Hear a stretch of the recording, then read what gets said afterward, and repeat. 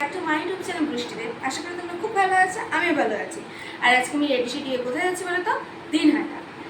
আমার মানির আজকে শাক, তার জন্য আমি রেডি সেডি হয়ে দিনহাটা যাচ্ছি। তো চলো দেখতে থাকো আর সঙ্গে থাকো।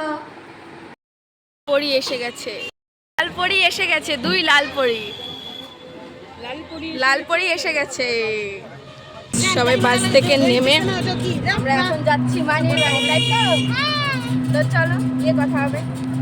চলে আসছি মানির বাড়ি। তো এই দেখো তো জমির ক্ষেত, সেগুলো কি সুন্দর দেখো। আর সবাই চলে এসেছে। চলো। তো গাইস দেখো মানির বাড়িতে এসে গেছি। এবার মানির বাড়িতে এটা কী নিয়ম আমি নিজেও ভালো মতন বুঝলাম না।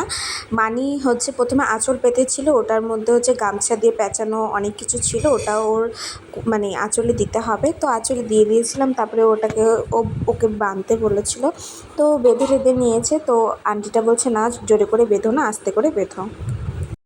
তো গাইস আমি গ্রামে এসেছি, আমার গ্রাম পছন্দ, কিন্তু ধান ক্ষেত দেখলে আরেকটু বেশি উৎসাহ জাগে। তো দেখো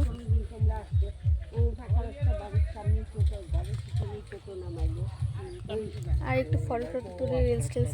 গাইস দেখো লাল পরি আমাকে হাই বলছে। তো দেখো গ্রামটা কি মানি বাড়িতে গিয়ে আগে আমরা একটু মজা টজা করে নিয়েছি, তারপরে ভিডিও বানানো শুরু হয়েছে। এই যে একজন ব্লগার আর আমি একজন ব্লগার। আর এই মানিটা বলতেছে আমি তোর ফোন ধরে দিচ্ছি, তুই ভিডিও কর। তো আমার মানি বললো না, আমি ফোন ধরতে হবে না, তুই বল তোরা কেমন মজা করছিস না করছিস। সবাই মিলেই খুব খুব খুব মজা করছি। আর মাহি তো ফোন দেখছিল।